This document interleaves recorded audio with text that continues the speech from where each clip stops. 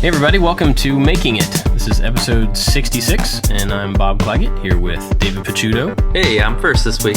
Yeah, and Jimmy Diresta. Hello guys, how are you? Doing well, how are you guys? Very good. Good. Back. I'm exhausted, but I'm back.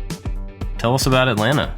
I drove there with Dave, and we got there. I was going to go there and get there on Saturday morning, but Taylor took my class, and so I was able to skip town Thursday night. So Dave and I left town Thursday night at about 10 o'clock, and we got to the show. We drove directly to the show. We didn't even go to we didn't even book a hotel till we got there. So as soon as we hit Atlanta, we drove directly to the center. It was like an old Walmart, that if you could imagine the size and the layout, a huge parking lot in front, and like something. It was probably like an old Walmart or an old Kmart or something, which is now this sort of show center, and it was actually pretty convenient because you hit town and you go to these big convention centers. They're either like in a hotel or in a part of town where it's impossible to park. This thing was great because it was like a giant parking lot right in front. You parked your car and you went inside. And of course, all weekend long, I was spending money on tools. So I kept walking back to my car and putting tools in the back. So it made it convenient for that reason alone. But it was really great. We hit town on, we got into the convention about 2 o'clock on Friday, spent the whole day there Friday, all day Saturday, and then about, I guess the all day Sunday, but it ended at about 2 or 3 o'clock on Sunday. But it was great. You guys were missed. Everybody was asking about the both of you. And we had a lot of fun. There was a big turnout, at least as big, if not probably bigger than when we were all together in September. And there's immediately talk about doing something else. A lot of new YouTubers were there and a lot of new fans that were, local to the event, and a lot of fans that came from everywhere. I got to the point where I started asking everybody, how long did you drive? And I just assumed early in the event that people were local. But as I started to realize, people came from Wisconsin, people came from Missouri, people came from, there was one of the YouTubers was there from New Jersey, Mike's Woodshop. There was a lot of people. A lot of people drove, and a lot of fans drove great distances. And it was very heartwarming to meet all the people and hear all the wonderful stories about how all of us, you guys, everybody as a group is so warm and welcoming and happy to answer questions and happy to talk and communicate. And they're like, I can't believe I email you and you email me back. I'm like, that's the way of the world. It's called communication. And so it's really nice to hear that, we all make a difference. And it was really super, super sweet. A lot of little kids, met some very young kids. And some old guys, old guys that are now getting into the craft and, understanding YouTube and understanding how to access content online. It's great to see some of these guys get outside the box, where we all know old people that don't even have an email. And here are these guys that are learning online. So it's just amazing. Nice. All walks of life and all cultures is really fantastic. Awesome. Yeah, I was bummed to have missed it. Yeah. And a lot of people are like, where's Bob? Isn't he the closest one to this place? I said, he has some family stuff going on. I covered for you. Yeah. But a lot of people are like, how come Bob's not here? Doesn't he live like 2 hours from here? Yeah, I got a lot of that. A lot of emails and stuff over the weekend. I said, he's got stuff with the kids. And they were like, oh, okay. Sorry. Yeah. Daughter's birthday takes priority over a bunch of bearded dudes. But true. Yeah, I did miss it. So I don't know if anybody saw pictures and stuff from the weekend. You were actually there. You were there in a silhouetted format. Yeah. The best picture. Josh, the best picture I think of you ever. I said, did you Photoshop that? I had to take a double look at that picture to see if that was really your expression or not. So anybody who didn't see this, there were our friend Josh printed out. He was joking about this beforehand, and then he actually did it. He printed out a almost full size cutout of me, and since I couldn't go, and took it for people to take pictures with. from the chest up. So it actually worked quite a bit for a lot of people. Yeah. But he ended up doing 2 of them. So the first one was like all normal. It was a picture of me taking a picture with somebody else. So I was smiling and, looking at the camera and stuff. And then this other one was me making this really crazy face. So, and somebody was asking where that face came from. So I thought I would just say it here. So I have this kind of tradition of anytime I'm in a wedding with any of my friends and we go to do the wedding pictures, they do the like, okay, go stand with the groom, and take your picture, like each one of the groomsmen. And so I always at the last second throw like the craziest face I can possibly come up with. And that's a crazy one. that was one of them. So there are many, many more. But yeah, that's what that was. And what's funny is the other person in that picture is making an equally as bad face as that, but he got cut out. So he didn't get shown. The funniest is Welder right there in the corner. He photobombed. He didn't know it. So anyway, that's where that picture came from. There were some good ones. But yeah, I was really sad to have missed it. Just didn't work out this weekend. And there was a guy selling, Powermatic was there. So it was nice. A couple of the tool companies came over and recognized what we've all been up to. And I didn't strike any deals at the show, but I made some friends, and a lot of people are noticing. They're noticing the impact that we're all making and the community is making. And it's funny. And I happened to hear Nick Ferry talking to one of the show organizers at the end of the day, and the guy said, "You guys made a great impact. It was a great weekend." So it was nice. The show was much more crowded overall than the one we were at. Remember the one we were at? We were just it was kind of crowded in our corner of the floor, and it wasn't much else crowded. But this show was very crowded. There was guys selling tools, showing techniques. I ended up buying a dovetail jig. So I ended up buying a ton of stuff. So I looked at a couple of different dovetail jigs while I was there. And I have a couple that I never used because I never had the whole kit at once. I got them handed down to me. So I broke down and I bought a kit. So I'm going to experiment with that. It looks like it works fairly easily.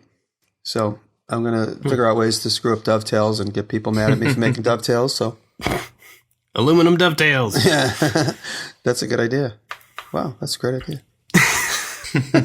I just watched Ali G when he pitches Donald Trump about making a glove for ice cream. And Donald Trump predicts that he's going to make tripless ice cream. And all of a sudden, Ali G's like, for real, that's genius. That wasn't my idea, but that's a great idea. Like, he gets off his game because all of a sudden his idea is better than his pitch. But you got to look at it. No, but yeah, I bought some antique tools I'm going to incorporate into couple of upcoming videos, and it was great. It was great. It's just, like I said, it's just great to hear the feedback that, the difference that the community is making in a lot of lives. So. That's awesome. Yeah, I mean, that's one of the things that is the most, we've talked about this many times, I think, but one of the most rewarding things is hearing stories like that and getting messages. I got 2 letters today in my P.O. box that were just really kind and encouraging, I'm not going to read them, but they're just, that stuff is really warming to get. Mm-hmm. Makes a lot of things worthwhile doing. So, yeah. So have you been working on anything, or have you just been, I guess you've been traveling for several days. I've been traveling. Yeah. Right? We drove and then we drove home. I got home yesterday morning, which was Monday morning. And then, I got to town, and Nick Offerman is in town for some business, and he invited me to the Colbert Show. So I was going to work all night last night, and I ended up going to the Colbert Show spontaneously. Me and Taylor went to. And he mentioned you, right? He did, yeah, which was really crazy. And wait, what? It's funny. He didn't mention me personally. He didn't mention me by my full name. Otherwise, I wouldn't have to talk to you guys. My friend today. Jimmy. No, Nick said my friend Jimmy, but a fan sent it to me again, so I watched it. He sent me a link to it, so I watched it again, and he goes, I made this boat, and he showed the boat, and it happened to be. I said to Taylor, I go, that's the Lucky Boy, and he goes, oh, this is a boat I made for my friend Jimmy. It's called the Lucky Boy. And he goes, Jimmy, and he was about to say, Jimmy who? But he said, Jimmy's a lucky man. And he said, yes, he is. He's a very lucky man. And then they just went. And then Stephen Colbert pulled up a picture of a boat he made, and the audience laughed because it looks like a fiberglass. Like, you ever see the guys online that make the boat out of one sheet of plywood? Mm-hmm. Yeah. It looked like that kind of kit. And everybody giggled, and he goes, that wasn't intended for anybody to laugh at. And it was a funny, awkward moment. And yeah, so you got to check it out. It's definitely worth a joke. Anyway, so yeah, no, it was fun. And after the show, we hung out, went out for dinner. So it was good to hang out with Nick, who I don't see that often. So it was cool. And and then I just got a job moved to next week, thankfully, because I've been up since 6 this morning trying to make sure I can knock things off my list. So in the afternoon, one of my delivery dates got moved to Monday. So thankfully, that alleviates a little bit of pressure. But I have to deliver my core video soon, and I have to make a video for my channel, which I'm in the middle of like 4 different videos, and nothing's coming together. So I gotta get on it. So I was like, on my channel, I've been like on vacation, but I promise to get something up soon. Make some more signs. Actually, that's the next video I have in place, but I want to wait till something different comes in place. I could put a sign up in a couple days, but I'm going to wait. I'd rather take a week off than put up another sign. So I am working on the upcycle, the clock that I picked up at the antique store a few weeks ago. And it's a different approach for me because usually I plan everything out and go by plans. And for this, I'm winging it and designing as I go.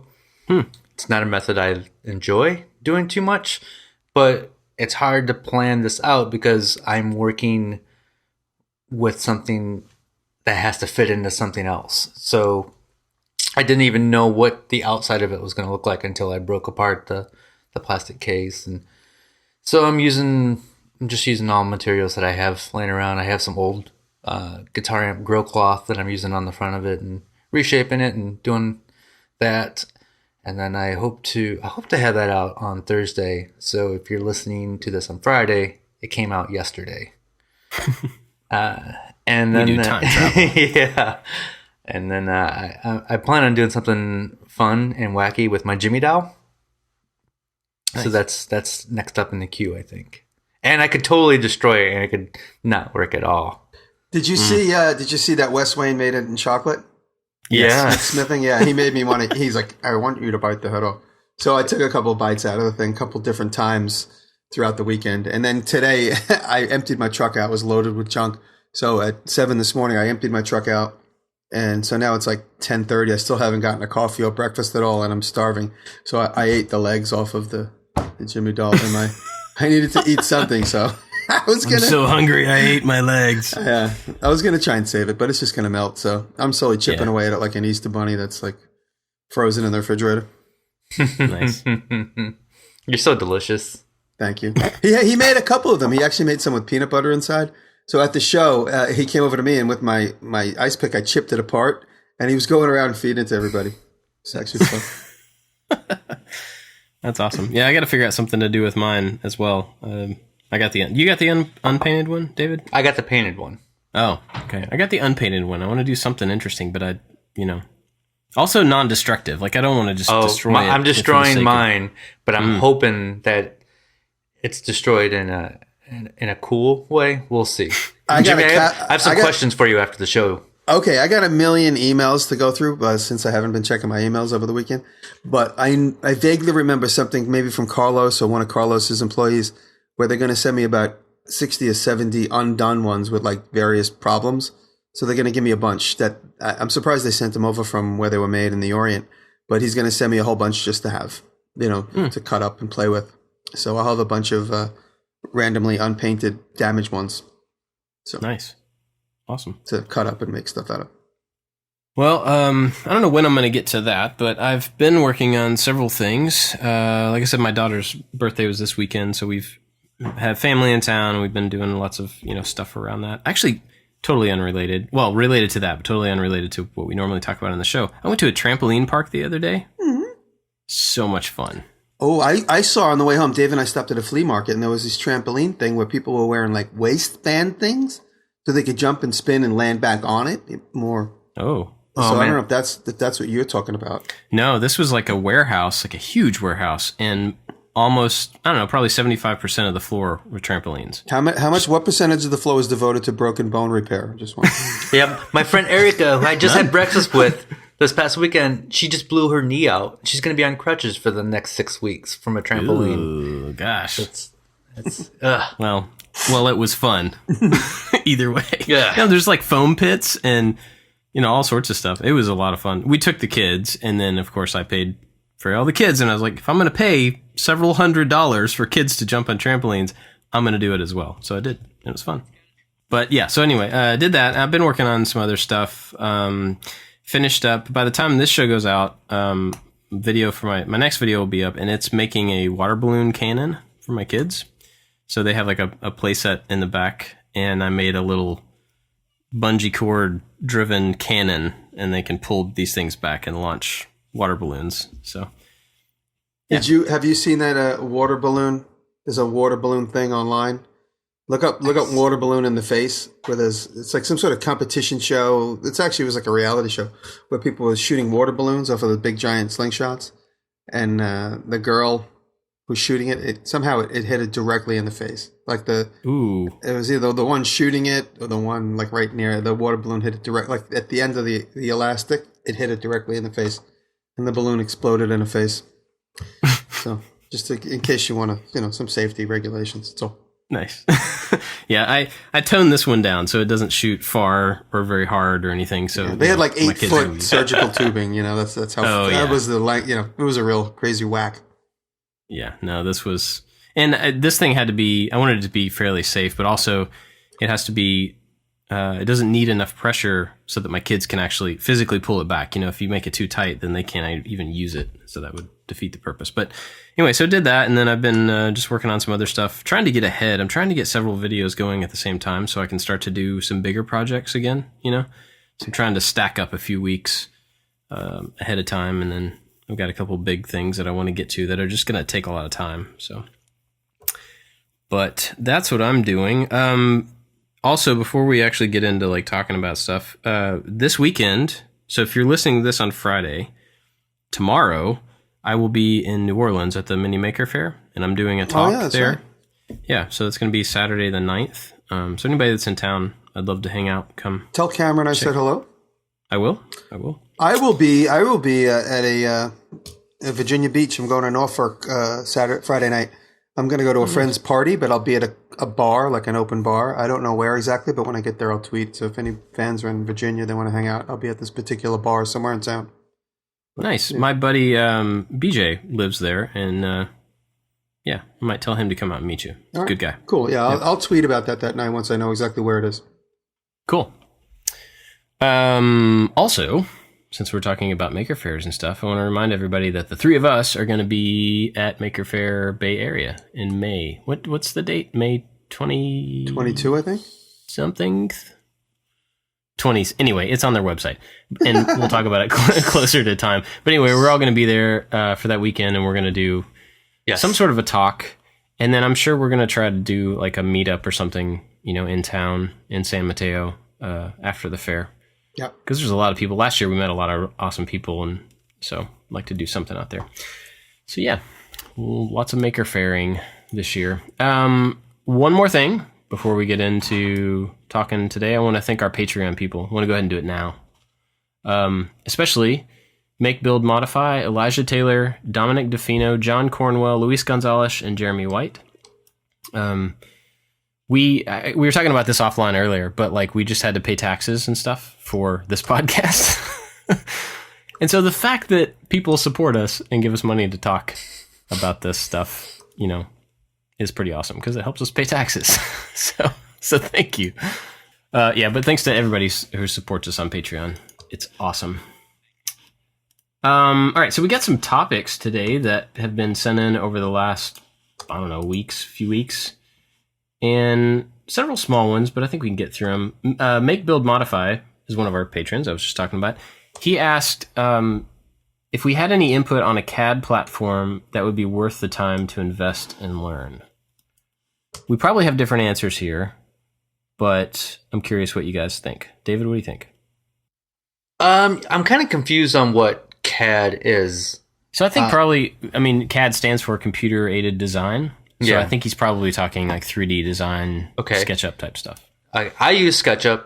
I've tried to use others, but they've all really confused me. Even SketchUp confuses me because their key commands are completely different than every other program in the world.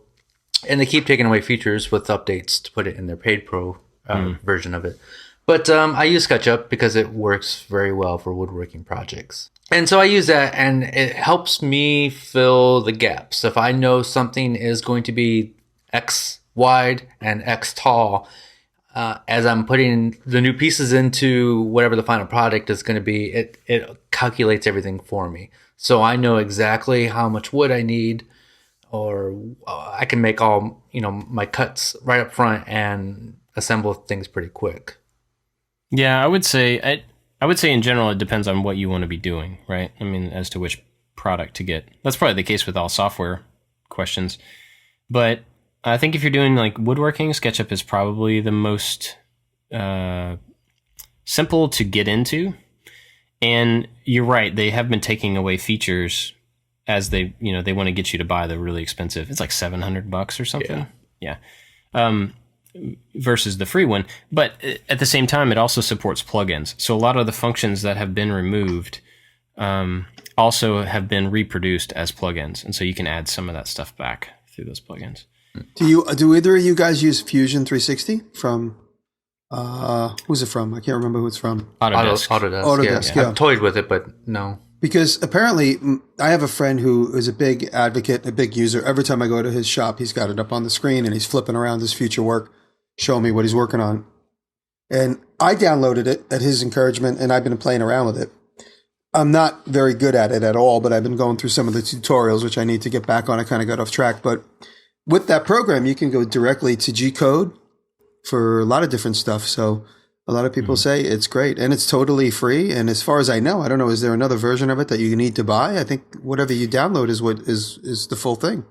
There's, I think you get the first year free, and then after that, you have to decide whether you want to continue as like a professional or as a hobbyist. And then the hobbyist is free, so you can get it indefinitely free. But I think it's depending on if you're going to be using it in kind of a corporate setting or a production setting or something. Well, one thing that many people don't know about well, it's not even a big deal to try and make it sound like it's a big deal. I learned Maya for many years. I was actually taking Maya. Because at school, I can go to school for free. My school, I can take classes for free. So I was taking Maya for almost 3 years in a row. And I got really good at it. And then I just literally just stopped using it because I couldn't afford to use it outside of class. Because at the time, the program was so expensive. This is 15 years ago. So I was never able to get my hands on a version of the program. Because even the student's version was like $5,000 or $6,000 at the time. So I literally just completely stopped using it. And hence, I completely unlearned it. So now when I get into like a SketchUp or when I get into Fusion 360, I'm coming at it from complete zero. None of the information stuck. So I have a very hard time with the program. It was easy for me because I was working with a teacher. I had the same teacher for those few years, and he constantly was able to answer questions quickly, and the projects we were doing were in class setting on the school's computers. So it's difficult for me to get back into it, but I'm trying.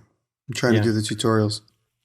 Yeah, I think maybe if you have no experience with any of that 3D stuff, jumping into something like Fusion 360 might be tough in that same way. It's just like it's language that you don't understand. So like, how can you talk to somebody?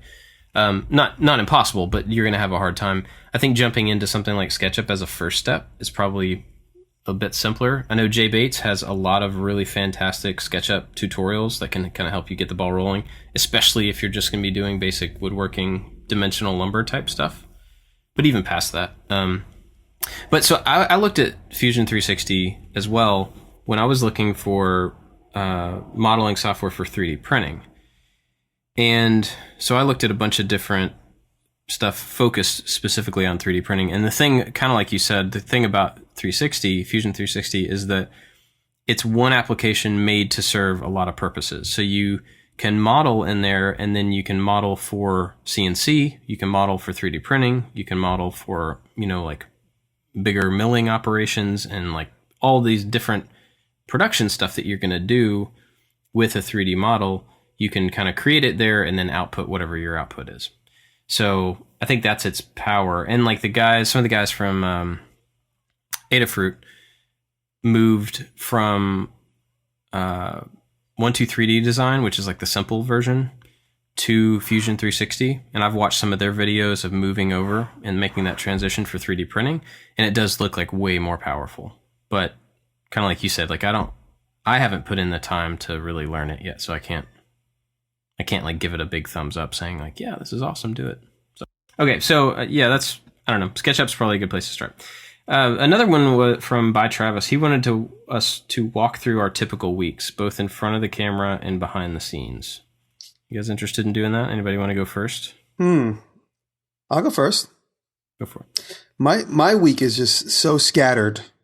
It's every single minute, everything changes, and it's difficult to navigate and know exactly what. I mean, we've all talked about the planning of a few weeks or a few days ahead of time. I usually make my to-do list, and I'm not good at writing things down because I never remember to look at them. If I have my to-do list, which is just like one word things I scratch off, but typically if my week requires a couple of videos, for instance, to be done, I always have to submit my make videos on a Wednesday night. And so let's assume it's a week where I have to submit a make video. I'll usually film that video on a Monday or a Tuesday night and get it done and edit. And typically wake up, if it's a Monday morning, I'll get up knowing what the week looks like in my head. I'll start to draw some to-do lists and some of the things I know I need to get done. And lately, Dave hasn't been around as consistently as he used to be, only because he's busy making his own shop in Queens. He's been building a shop in the building he lives in, and he's getting his own set of tools together.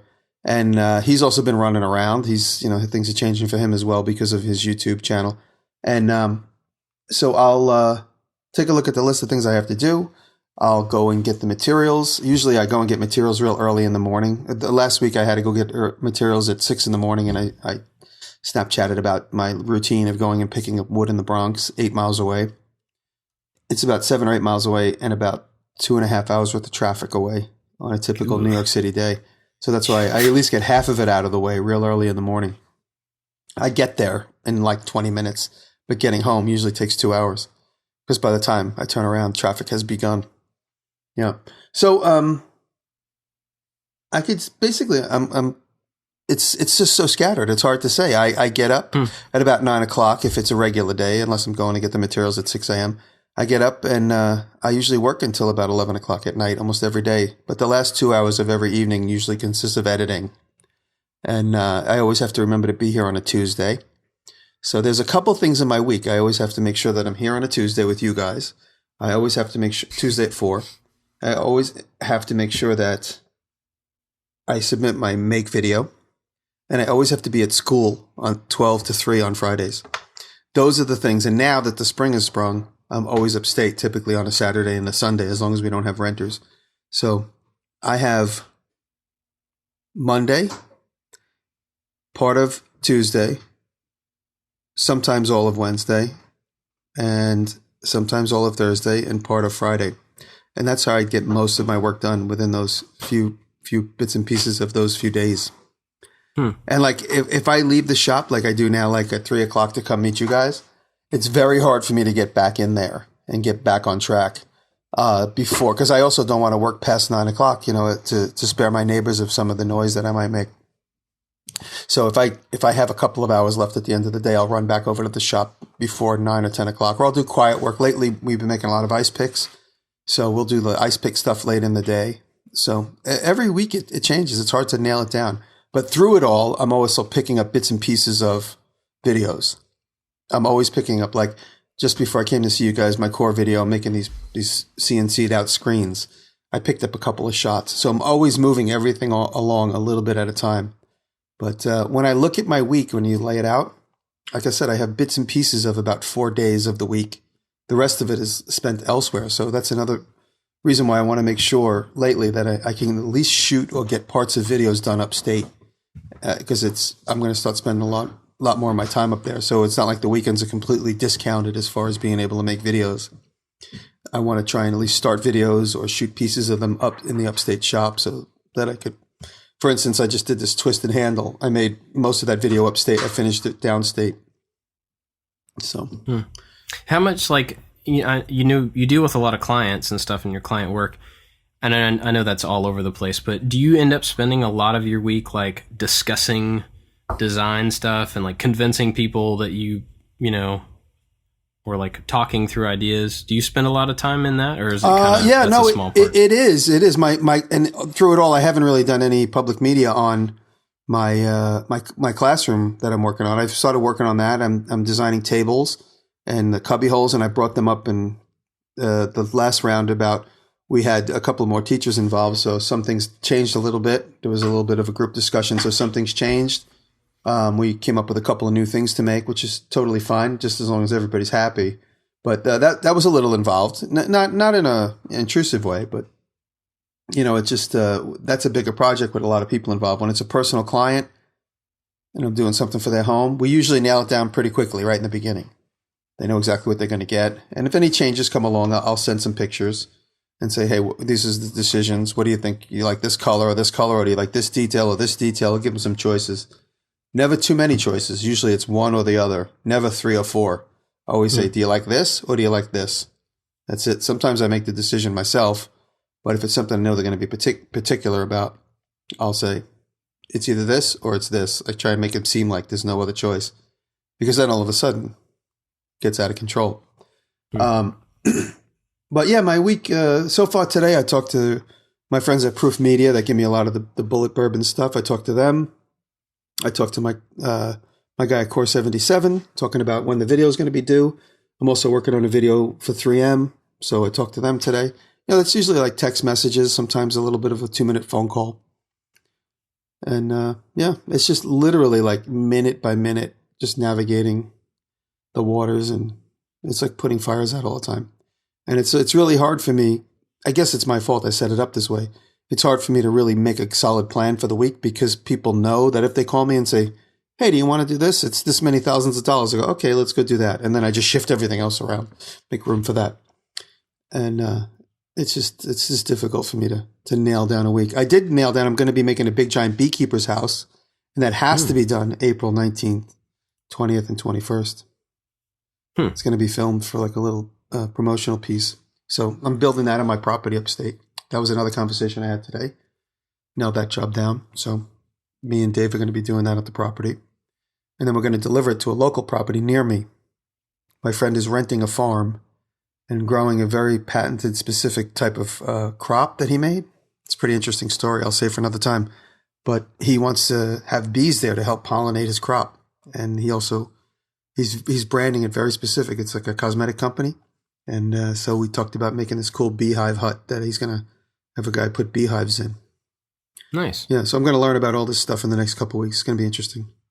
So you're not making like the actual bee container things. You're just making a container for the containers. Yeah, it's a house. It'll be about the size of a parking spot, 18 by 7 or 8 feet by about 8 feet high. And I'm going to make it in pieces, so when we bring it over to the property, we could like kind of do a barn raising. It's like part of the promotional footage he wants to see. So I'm going to design it so that it's modular, so that we could take it apart eventually later and move it again. So it should be an interesting one. But yeah, the week is just crazy. I just try and jam in as much stuff as I can, and I hardly sleep. Once in a while, it catches up with me, and I sleep till like 3 o'clock on a Saturday or a Sunday. Cool. Yeah. So I'm David, sorry. what's your week look like? In a way, it's like Jimmy's, where I'm. It's not very structured, but it's not structured in a chaotic way, kind of like Jimmy's.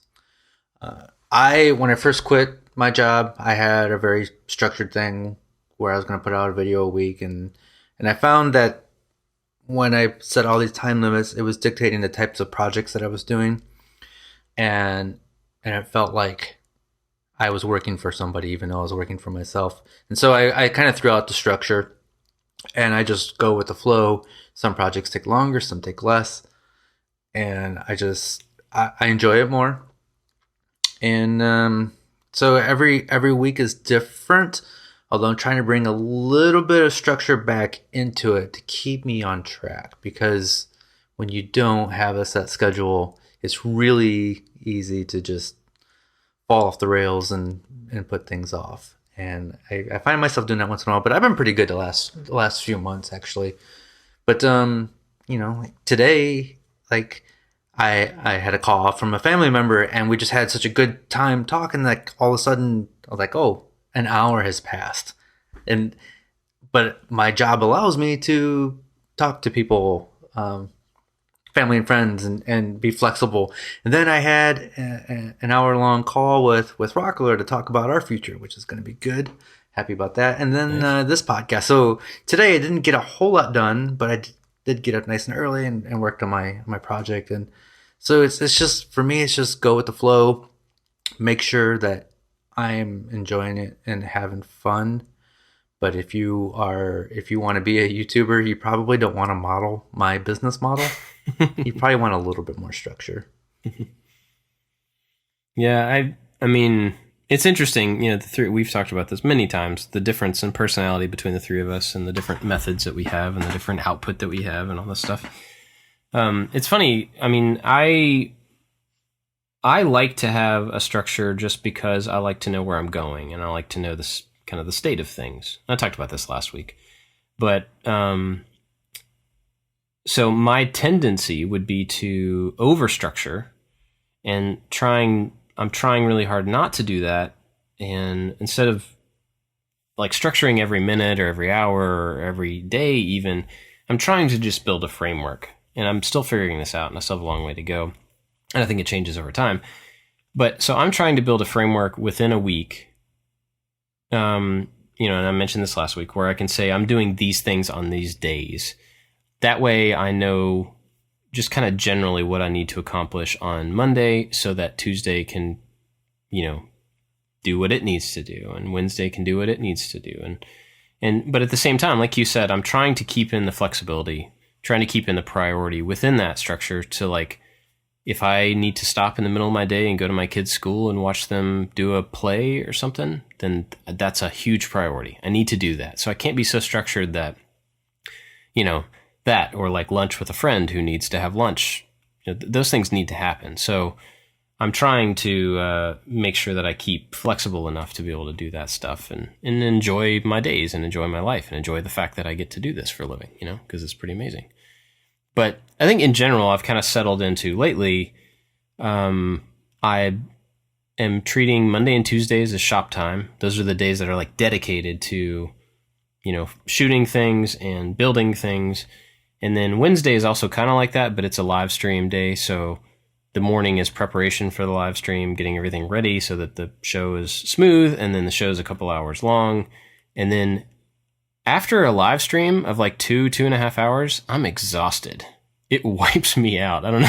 I don't know if everybody's that way, but man, I just want to like sit down and not do anything. A large part of that is the mental anxiety.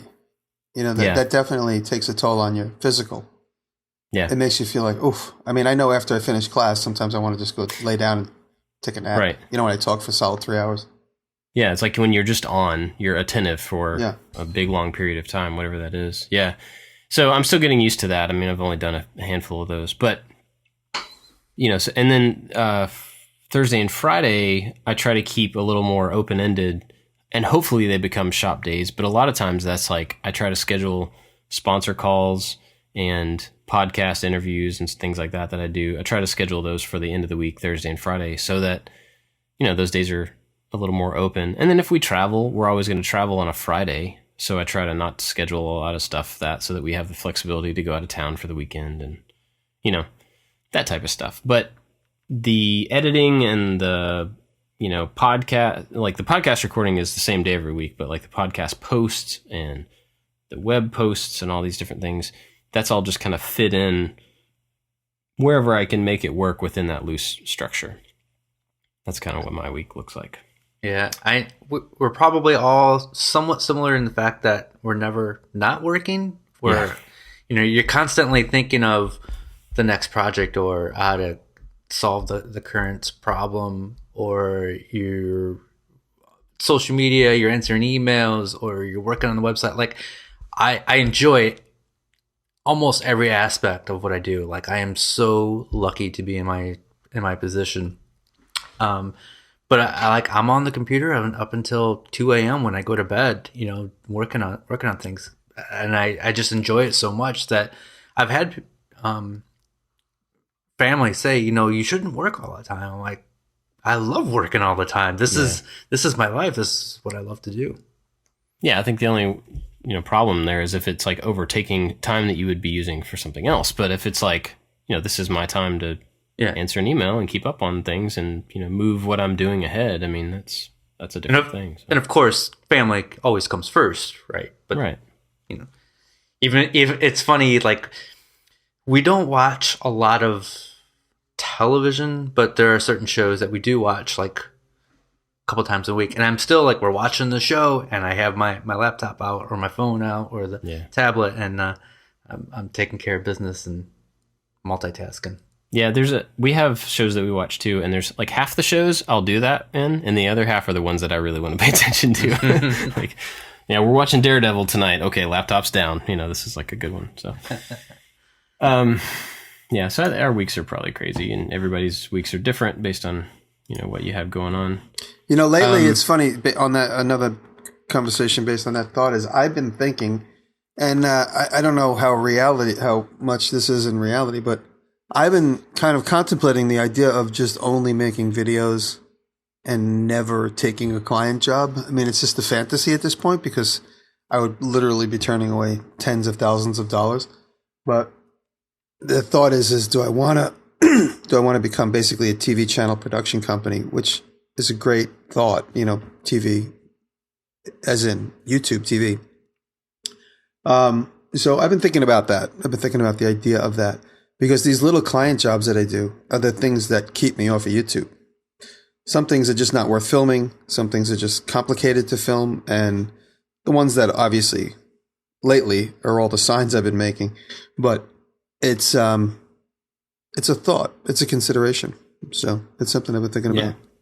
I found in my life that you know what you're supposed to be doing because you can't stop thinking about it. If all you ever think about is like, I just want to make these YouTube videos and not take on client projects anymore. That's probably what you should be doing because that's where your heart is and that's where your passion is.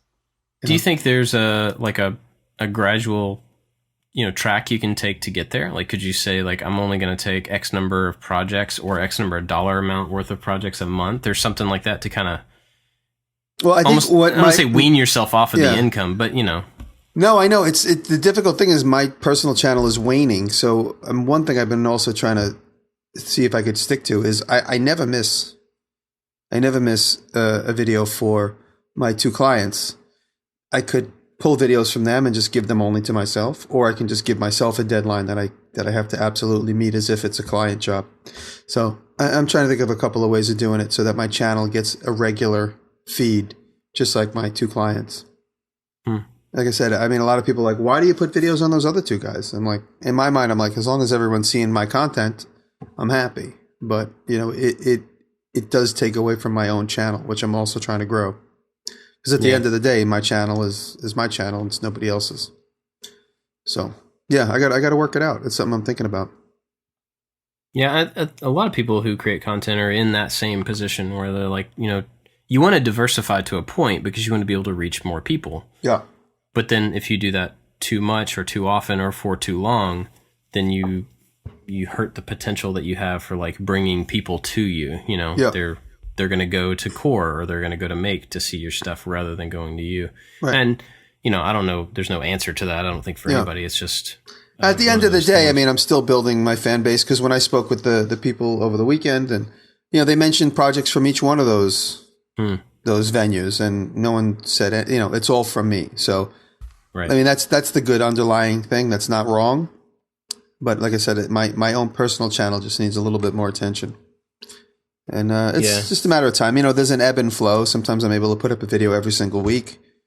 And now it's just I've been having tough time. I've been put up too many weird videos. So now I have to put up a straight build video next.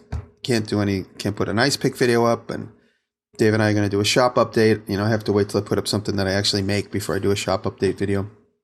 Right. Yeah, it's funny when like life gets busy and you're working all the time, but then if you put out a certain number of videos that are not build videos, it's like, did you stop making stuff? Yeah, you get that weird reaction, even though in the background you're like, no, this is the thing I did in between making stuff just to be able to have a video, But that happens to me a lot. Anytime I do like the Maker 101 videos or any of my vlog style videos, I have to be sure to space those out pretty far. Absolutely. You get that kind of negative reaction. Yep, absolutely. So, well, that's it. We'll see what happens. It's just time will tell. So we got another one we'll move on to, and then we'll wrap the show up. But this one was from Josh. And he said, if you had to give a new employee one audition project to assess his skills in several disciplines, what would you have them make? I thought about this quite a bit, and I honestly have no idea. Well, I'll tell you what. I had some experience with a couple of interns in the last couple of years, and like when they first come around, you don't know them. It's like you don't know what to expect from them. I always send them on a couple of tasks, and I give them a credit card or some cash and say, "Go pick this up, go pick that up, go get my mail, go do that."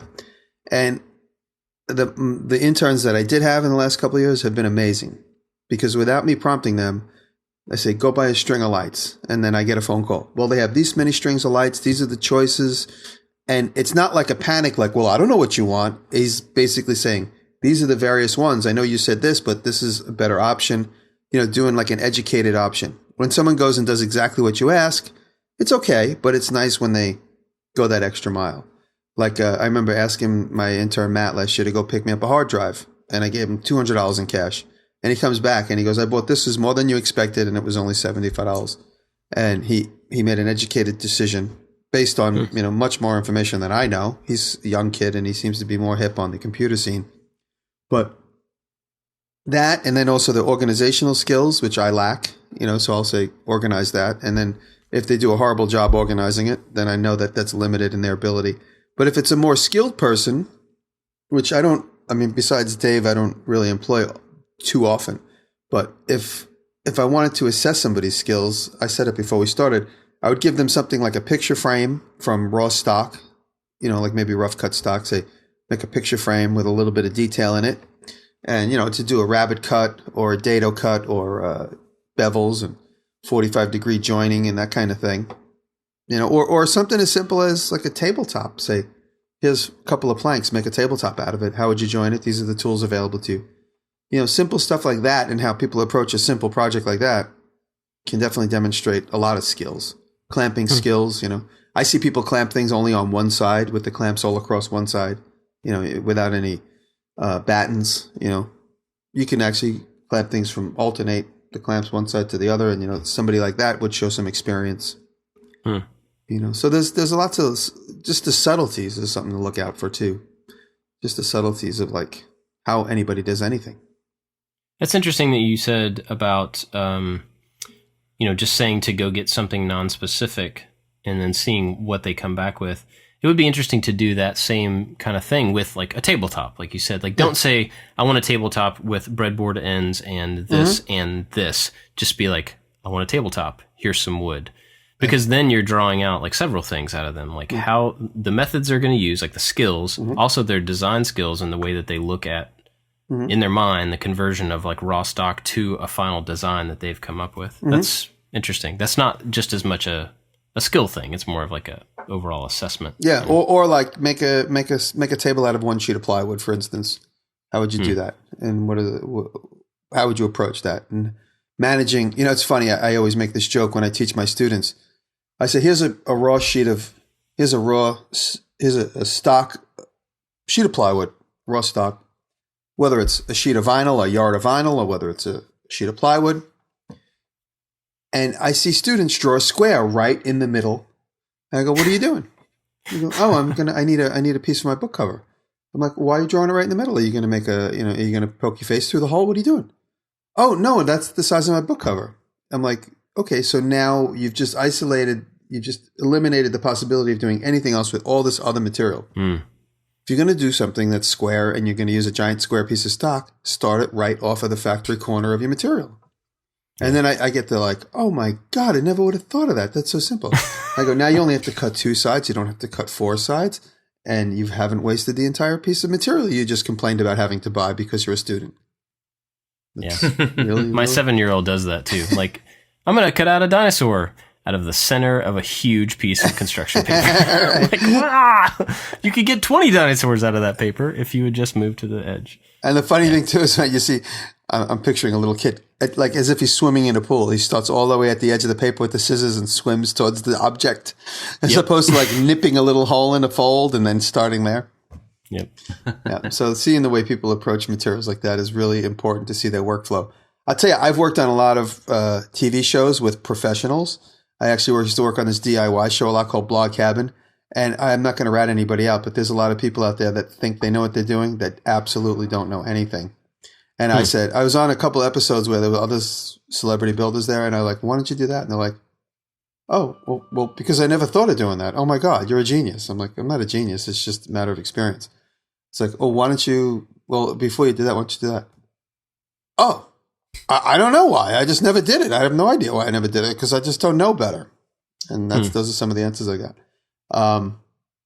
So it's just interesting to see how anybody approaches something. I mean, we're all showing our skills constantly, so the world knows what we're doing.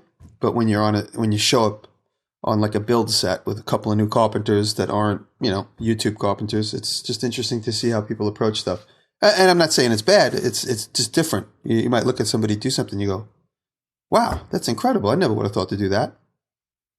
So you pick up skills when you work with people that you've never worked with, just as well as you watch people do the most absurd things like draw a dinosaur in the middle of a piece of plywood and cut it out with scissors.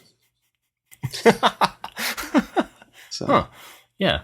I mean, in that type of thing, you're also, by gauging what they're doing and how they're like getting to the final idea, you're also probably going to see like the humility. I just thought of that when you said, these people are like, oh, I don't know, I just never did do that. Right. Somebody who has no humility is going to be like, oh, I did it this way because that's the way that you're supposed to do it. Right. Not be like, oh, I just never thought of that. Now I've learned something new. And if somebody says that, you're seeing them like learning, and they're not taking it as a pride thing or whatever. So, and that if you're hiring somebody to be an employee, that's a pretty huge deal. It's like, are you going to be able to get along with this person? Like, no matter how skilled they are, if they're awful to work with. That's true. That's right. If you give them you say, oh, look, this is the easier approach. And if they get a little weird about it and upset and embarrassed, it's definitely something to be like, hey, dude, I'm just trying to save us all time. Yeah. As opposed to being like, oh, wow, that's great. I'm like, let me show you some more stuff. Come on, let's hang out. Yeah. We ran into that a lot when I was hiring the company I used to run. And there were different departments, right? There was like coding, which I was kind of in charge of. There were design, there were project management people, and then there were, more sales type, whatever. And so I could go into a meeting with different people that we were going to hire, and I would have a very different set of things that I was looking for in a person from a coding perspective. And there were several people, and I say that versus somebody who was coming in for a design job. I couldn't ask the right questions, to get the right answers to see if they were worth working in design. But for coding, I could. Now, there were several people that came in, and I could just tell right off the bat, super intelligent people, extremely skilled in what and they would do a great job producing the work that we need them to do, but completely impossible to work with. And you can tell that right off the bat, just from like seeing somebody do some work. And a lot of times when you're hiring coders, not everybody does this, but a lot of companies have kind of like coding problems. And part of the interview process is that you give them coding problems to see how they solve the problem and how long it takes them and how responsive they are. And, and sometimes with coders, you see like, oh, this person is lighting up because they have a new problem to solve. And other times it's like, oh, I have to do more work just to get this job. Don't want that guy. Yeah. So, the thing itself, like the problem is one thing, but how they react to the fact that they have to solve a problem is something else. So, you just reminded me of an interesting subject. From time to time, you end up working with new people and all, what we do and anytime. And then when you brainstorm with them, it's also another little bit of an interview process when you brainstorm with somebody new. You guys ever brainstorm with someone that absolutely doesn't hear anything you say? And your ideas are 50 times better than theirs, and they just keep wanting their ideas to be in front. It's like more of a horse race than a collaboration. I've dealt with that recently a couple times, and I was just like, all right, I'll never talk to this guy about these things again. Just because it's not a collaboration. It's I want to, it's like a competition. It's flexing your muscles. Yeah, it's like, okay, And then the other thing too is when you brainstorm with somebody that's done stuff, that's brainstorming about things that are already on the market.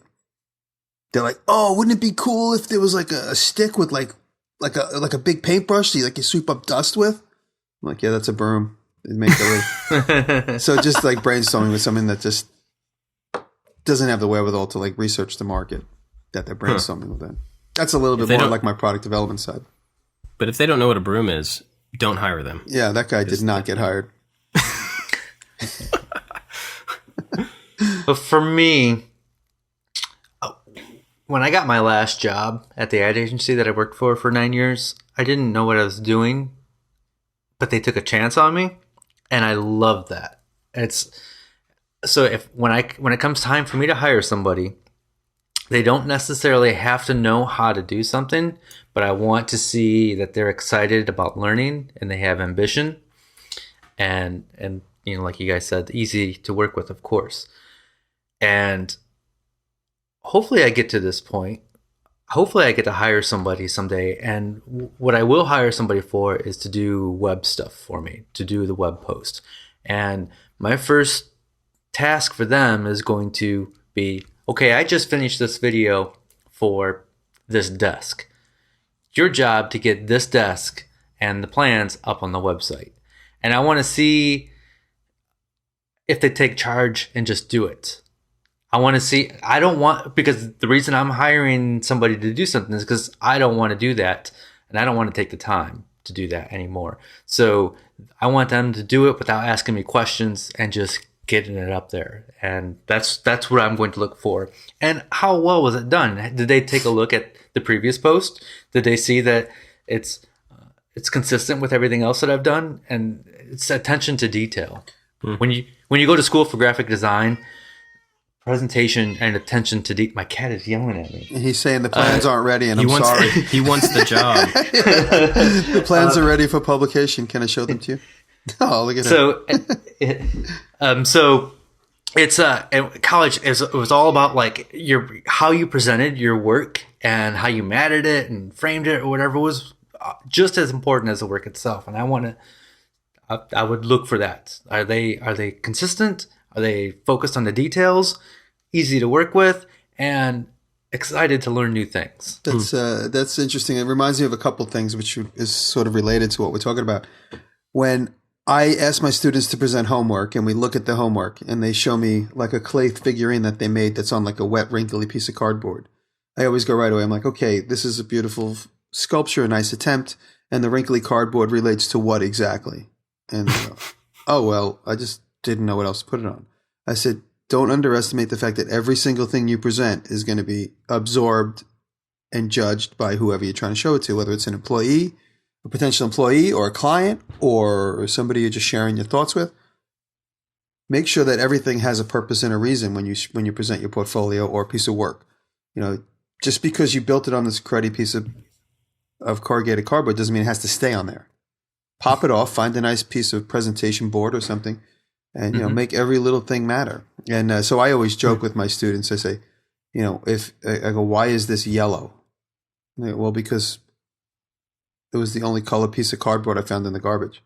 I say, no, you say it's yellow because that was the mood that you wanted to present. I say, make up a fib, but no one cares. No one's going to know the truth. So if anybody asks you a question about stuff, and that leads me to my other thing, when my brother and I used to look at portfolios all the time when we had our product development business, my brother Joseph and I had a toy development company. We would constantly look at portfolios of newly graduated kids showing us the stuff that they did. And, a lot of guys left school with a portfolio that had either schoolwork or collaborative work from other students. And my brother would just look at a picture, wouldn't say whether it was good or bad. He would just say, tell me exactly what you did in this picture. Because it would be a photograph of a 3D prototype or whatever. And they would say, well, either I came up with the idea, or I glued the plastic together, or I just painted it, or I was one of 6 people and I just took the photograph. But it's funny when someone shows you a portfolio, when you actually say to them, okay, what exactly did you do here? Tell me exactly what you did. Someone's yelling in my hallway. I apologize for that. Tell me exactly. That's my cat. Tell me exactly what you did here. And, that's when you really, because they go, oh, this was a product collaboration. And then, you find out that they didn't do anything. They just took the photograph and it's a cool product. I don't think today people can lie the way they used to about what's in their portfolio, because you can go back and look at, especially in the maker community, everyone's so willing to share their steps.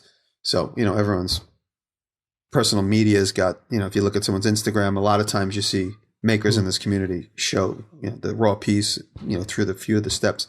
But, when you look at someone's portfolio and you ask them to break down exactly what part they had and what they're showing you, something like a product development or a toy business where it's very collaborative, you start to find out exactly what they're good at, and not to say that they're lying, but, if it's a collaborative effort and they take amazing photographs and that's what they're showing you, or they have great concepts, they could say, I just thought of the idea, somebody else made it.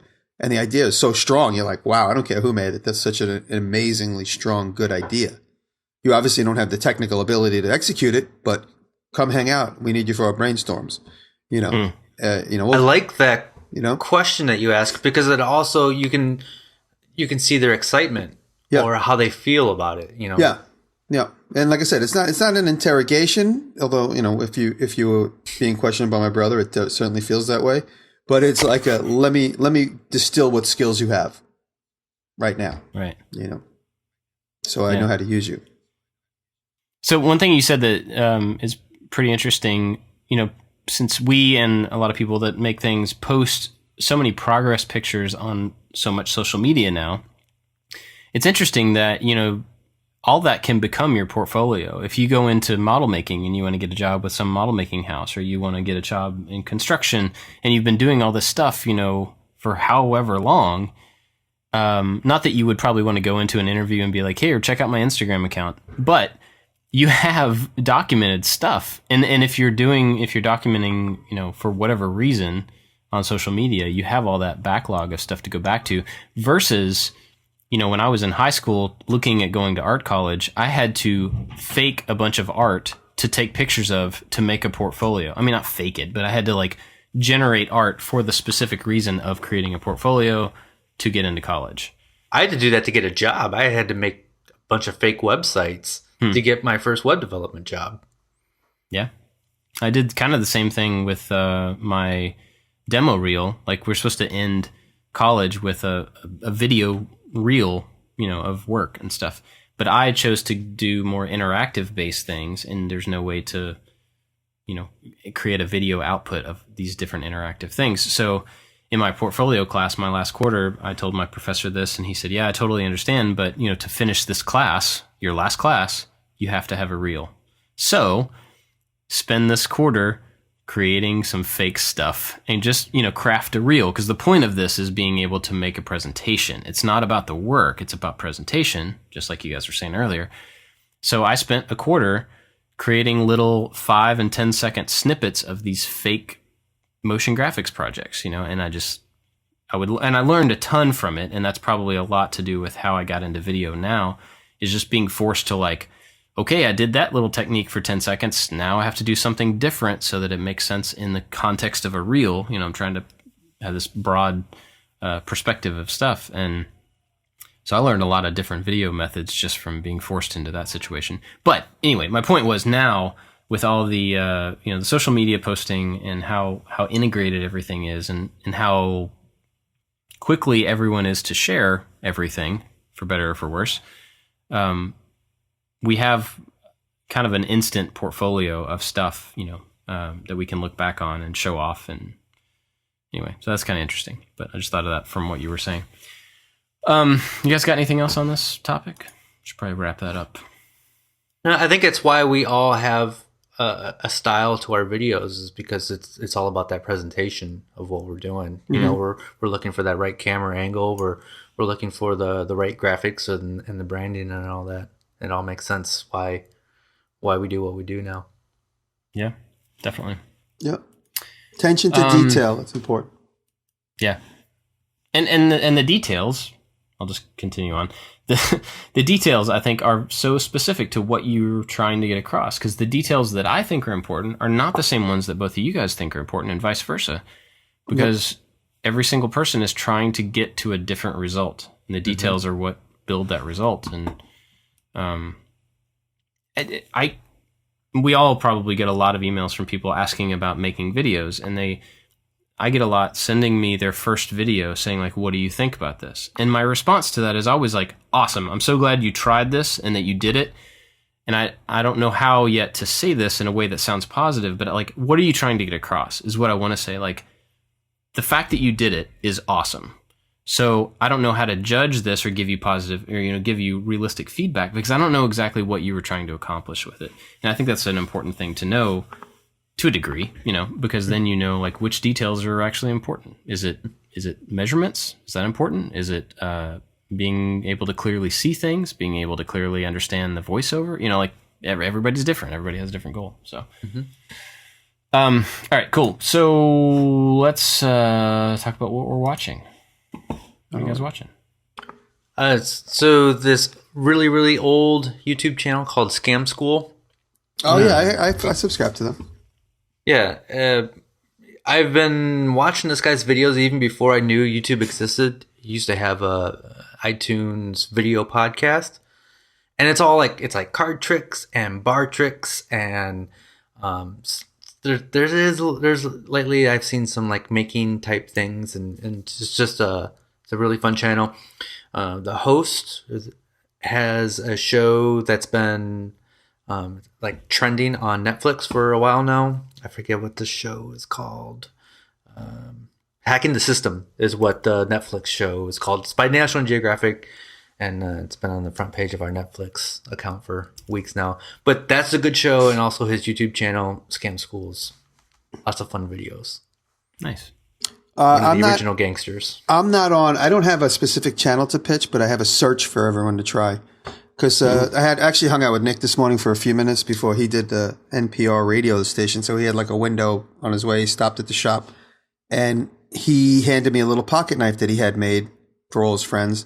And he says, "How do you think they put the graphics on here?" And I said, "Well, in my opinion, it looks like it's done by hydrographics." And he said, "What is hydrographics?" So I Googled hydrographics on YouTube, and he was completely amazed. He had never seen how hydrographics work. Do you guys know how hydrographics work or what that is? Sounds familiar, but if you guys like take a look at like the fairing of a motorcycle and it has carbon fiber texture on it, or the rim of a car that has like carbon fiber texture on it, or the fender of a Polaris quad is all covered with camo, but it's like photographic camo. And how do you apply a photograph to a surface that has 15 different angles? Oh, I know what this is. Yeah, so hydrographics. So I would just suggest everyone just take a good look at Google hydrographics or water graphics.